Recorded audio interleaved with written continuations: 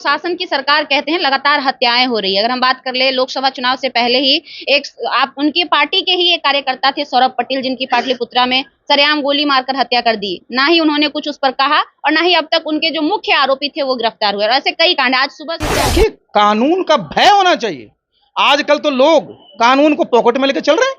कानून का भय समाप्त हो गया। तो बिहार में सुशासन शब्द का प्रयोग अब नहीं करना चाहिए। दंड देना चाहिए ना कि आगे जो पुल बने उसमें कहीं क्रैक नहीं है, गिरना तो छोड़ दीजिए, लेकिन दम रहेगा तब ना।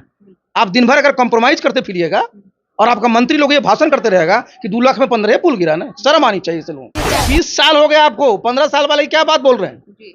15 साल में नाश किया तो 20 साल में आपने क्या कर दिया? मैं तो इतने वर्षों तक इनके साथ रहा, कभी मैं किसी पुल को गिरते हुए देखा था? अब तो पुल पर चलने में लोगों को डर लग रहा है। पुल गिर जा रहा है साहब। भाई, पुल का टूटना, सरकार की विश्वसनीयता खत्म हो चुकी है। पैर किसका पकड़ना है जी? आप कभी प्रधानमंत्री का पैर पकड़ते हैं, किसी ठेकेदार का पैर पकड़ते हैं, किसी इंजीनियर का पैर पकड़ते हैं, बदनामी किसकी होती है? उत्तर प्रदेश से हमको लोग फोन किया कि सिंह साहब ये क्या हो रहा है, आपके मुख्यमंत्री सबका पैर पकड़ रहे हैं। हम कहें क्या करें, ये तो बहुत दुर्भाग्य है। तो मुझे कुछ तरस आती है। नीतीश बाबू के साथ मैंने काम किया है। नीतीश बाबू का जो व्यक्तित्व रहा है, जो काम करने का वो रहा है, ये नीतीश बाबू को मैंने आज तक देखा ही नहीं था। आज इस नीतीश बाबू को देखता तो मुझे बहुत ही पीड़ा होती है कि भाई वो पैर पकड़ने की बात करते हैं। एक साथ है ना, दोनों जगह अपनी सरकार है। इसलिए देखिए, दोनों की जवाबदेही है, जिम्मेवारी है कि बिहार में प्रति व्यक्ति आय जब राष्ट्रीय औसत 1,82,000 है तो बिहार का क्यों 54,000 रहेगा? उद्योगीकरण के लिए 3 चीज चाहिए। आपको चाहिए कैपिटल, जिसमें हम कमजोर हैं। दूसरा चाहिए आपके पास मैन पावर, ह्यूमन रिसोर्स, हमारे पास सबसे बढ़िया है। तीसरा मार्केट, 14 करोड़ हमें जी। तो तीन में दो हमारे पास है। जहां तक कैपिटल की बात है तो कैपिटल कोई राजा अपने घर से नहीं लाता है। ये तो हमारे नेतृत्व की कमी है ना। आरसीपी सिंह बिहार के राजनीति में एक बड़ा नाम, जो पिछले 2 सालों से राजनीति एक्टिविटी में ओझल थे। ओझल इसलिए थे कि लोकसभा चुनाव में भी इनको कुछ खास नहीं देखा गया, लेकिन अचानक से फिर से एक बार एंट्री मारते हुए नजर आ रहे हैं। तमाम मुद्दों पे बातचीत करेंगे और बिहार की राजनीति अभी काफी दिलचस्प हो गई है विधानसभा चुनाव को लेकर, उस पर भी बातचीत करेंगे। उससे पहले सर बहुत बहुत स्वागत करेंगे। चलिए, तो आपको बहुत बहुत धन्यवाद कि आप आज यहाँ आई और इसमें शिरकत किया, और ये हमारे लिए एक अच्छा अवसर है कि आप बातचीत के लिए आई हैं। सर, 2 साल क्या वजह रहा कि आपने राजनीति से कुछ दूरियां बना ली? देखिए, आपको पता है कि मैं 2022 तक मैं जनता दलियों में था। उसके बाद मैं वहां से चला आया। फिर हमने 11 मई 2023 को बीजेपी ज्वाइन किया। तो स्वाभाविक है कि देखिए, मैं किसी पद पर तो हूं नहीं, और आज जब आप राजनीति में एक प्रमुख भूमिका निभा चुके हैं तो स्वाभाविक है कि जनता की अपेक्षा होती है कि भाई, तो उसके लिए आपको एक रणनीति के तहत काम करना पड़ता है। तो हम चूंकि भारतीय जनता पार्टी में सदस्यता लिए, बहुत बड़ी पार्टी है, तो स्वाभाविक है कि उसमें भाई हमारी जो सहभागिता जितनी होनी चाहिए उतना इसलिए भी संभव नहीं, क्योंकि वहाँ पर बहुत पहले से भी लोग कार्य करता है। तो इस चक्कर में थोड़ा हम लोग का जो कहते हैं कि जो दिखना, पब्लिक लाइफ में दिखना भी इम्पोर्टेंट होता है, तो वो जरा कम था। लेकिन देखिए, मैं तो जिस पार्टी में रहा हूँ और जितने वर्षों से मैंने यहाँ पर काम किया है, तो पूरे बिहार में बहुत शुभचिंतक हैं, बहुत समर्थक हैं, और आज भी लोगों के फोन आते रहते हैं। तो मैं भी चाहता हूं कि जो हमारे इतने उत्साही साथी लोग रहे हैं, इतने शुभचिंतक रहे हैं, बिहार के बारे में अच्छा सोचते हैं, तो उनका मनोबल नहीं टूटे, उनका मनोबल ऊंचा रहे। इसके लिए उनसे बीच जाकर के संवाद करना चाहिए, बातचीत करना चाहिए। और हमने यही समझा कि अब समय है कि लोगों को बीच में जाकर के बातचीत करना चाहिए कि भाई अब क्या है, किस प्रकार की समस्याएं हैं। अपनी सरकार केंद्र में भी है, राज्य में भी है, दोनों जगह मजबूत समझिए सरकारें हैं, मजबूत नेतृत्व है। तो ऐसे में तो भाई बिहार की जो समस्याएं हैं उसका समाधान होना चाहिए। और एक बात और जरा मैं बता दूं कि जो जितने कार्यकर्ता हमसे मिलते हैं, जितने साथी मिलते हैं, सबके मन में एक मैं देखता हूं उदासीनता का भाव रहता है, और उनको लगता है कि जो पार्टी में, संगठन में सम्मान मिलना चाहिए वो नहीं मिलता है। तो ये देखिए, देश के लोकतंत्र के लिए अच्छा नहीं होता है।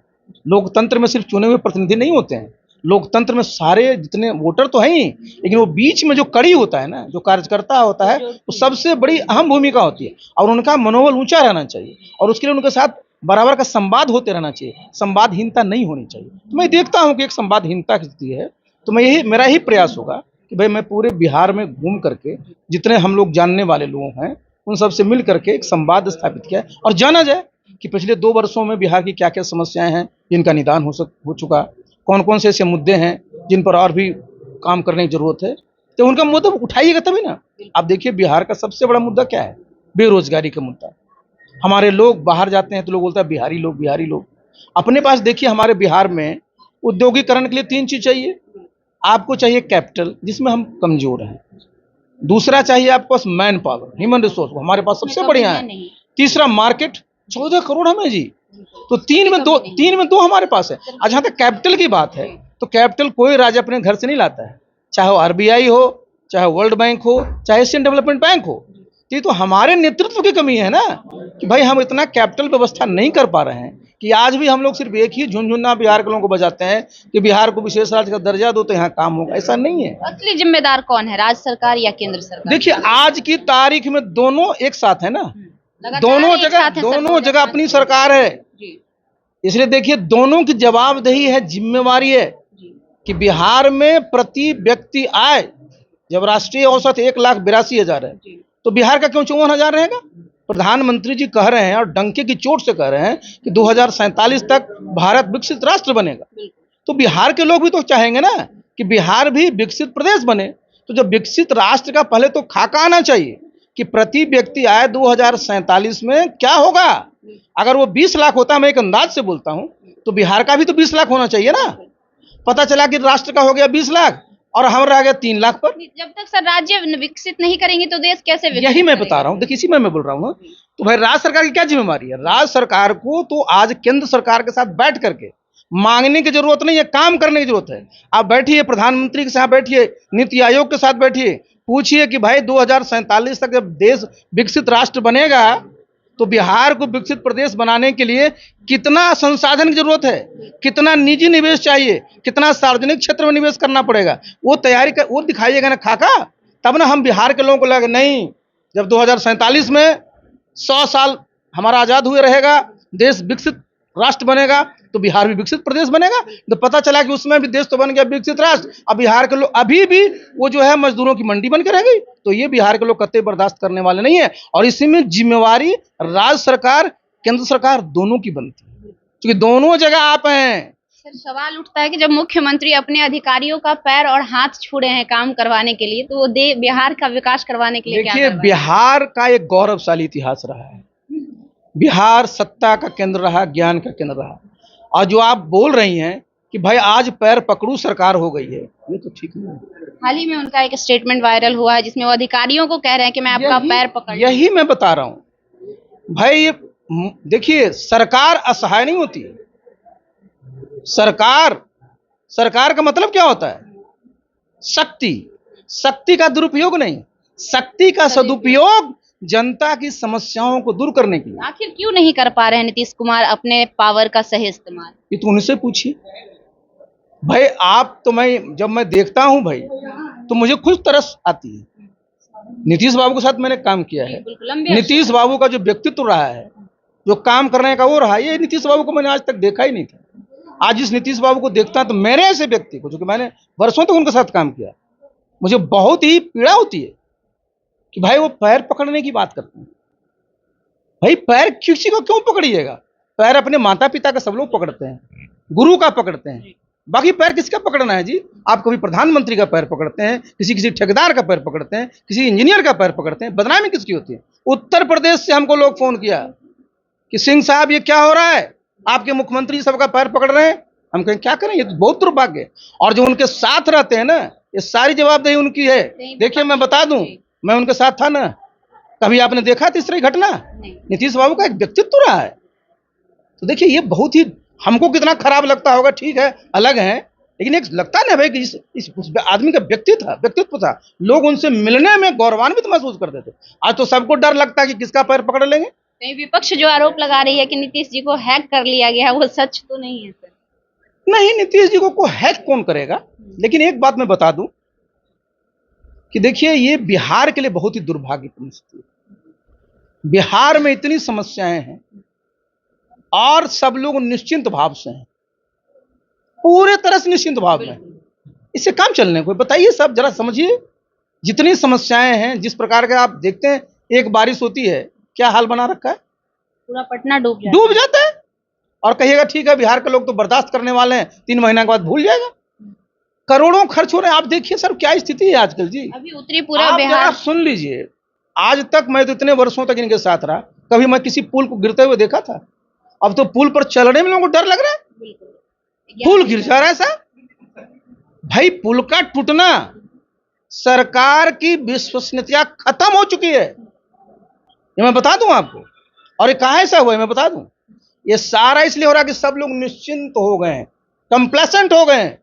वो समझते हैं कि अरे साहब, हमने तो इतने लाख पुल, एक मंत्री का मैं सुन रहा था, बोल रहे हैं कितने लाख पुल बने, 15 गिर ही गए। तो जनाब, 15 जो गिरे हैं ना, उसकी जिम्मेवारी तय होनी चाहिए। और जो मंत्री सरकारी दफ्तर अफसर है, सबसे वसूली होना चाहिए उसका। सर, सिर्फ आरोप और प्रत्यारोप देखा जा रहा है, विपक्ष उस पर आरोप लगा रहे हैं, और जब सत्ता पक्ष से पूछा जाता है तो वो 2005 की पहले की बातें कारण। अरे देखिए, यही मैं बता रहा हूँ, 2005 वाला बोलने का अब आपको कोई माने समझिए, आपके पास कोई वो है ही नहीं अधिकार। आप 20 साल हो गए आपको, 15 साल वाले क्या बात बोल रहे हैं। 15 साल में नाश किया तो 20 साल में आपने क्या कर दिया? आपके भी तो पुल गिर रहे हैं। बेसिक बात क्या है? बेसिक चीज ये है कि बेसिक इशू पर कोई नहीं आ रहा है, बेसिक चर्चा नहीं करना चाहते हैं, बेसिक बात नहीं करना चाहते हैं। आप देखिए, आज तक जिम्मेवारी फिक्स हुई, क्या करेगा? 2 इंजीनियर को सस्पेंड कर देगा।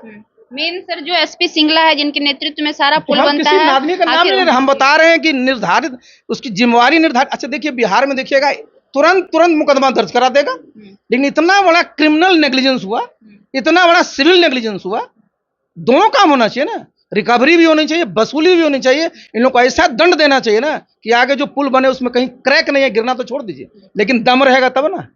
आप दिन भर अगर कॉम्प्रोमाइज करते फिरिएगा और आपका मंत्री लोग ये भाषण करते रहेगा कि 2 लाख में 15 पुल गिरा ना, शर्म आनी चाहिए ऐसे लोगों को। सर, उसके साथ साथ जो सुशासन की सरकार कहते हैं, लगातार हत्याएं हो रही है। अगर हम बात कर ले, लोकसभा चुनाव से पहले ही आप उनकी पार्टी के ही एक कार्यकर्ता थे सौरभ पटेल, जिनकी पाटलिपुत्रा में सरेआम गोली मारकर हत्या कर दी। ना ही उन्होंने कुछ उस पर कहा, और ना ही अब तक उनके जो मुख्य आरोपी थे वो गिरफ्तार हुए। और ऐसे कई कांड, आज सुबह पटना के मीठापुर में 2 मासूम बच्चों की हत्या करके लाश को रोड के किनारे फेंक दिया गया। देखिए, सुशासन तो शब्द अब मत यूज करिए। बिहार में सुशासन, बिहार में जो था वो 2005 से 2010, बस 5 साल जी।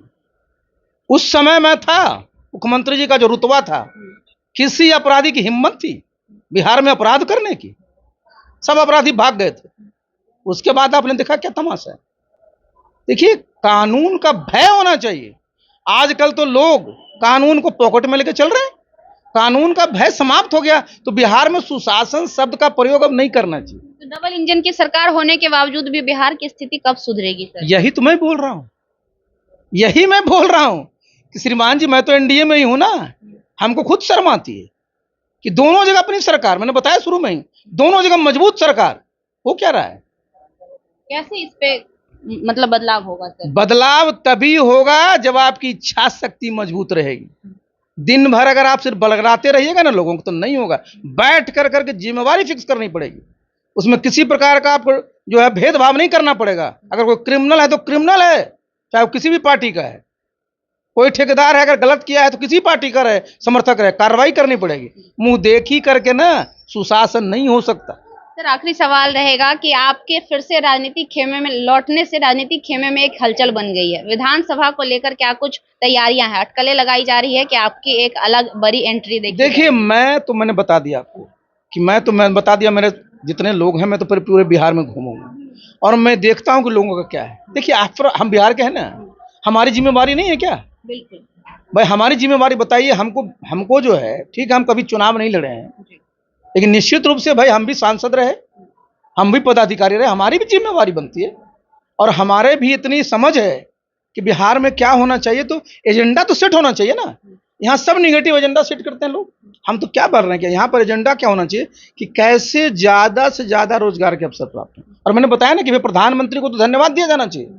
कि भाई 8 मंत्री बनाए, 7 मंत्री के विभाग देख लीजिए, सब रोजगार परक है। तो आखिर वो मंत्री लोग क्यों नहीं कर रहे हैं? कौन रोक रहा कारण क्या है ना, करने से? वो लोगों को सबको अपने में डर लगता है ना कि पता नहीं कहेंगे तो उनका नेता लोग क्या समझेगा। लेकिन अब मैं उदाहरण दे रहा हूँ, देखिए गिरिराज बाबू टेक्सटाइल मिनिस्टर है, आज देश में मैं बता रहा हूँ 7 मेगा टेक्सटाइल पार्क बन रहे हैं, बिहार में एक भी नहीं है।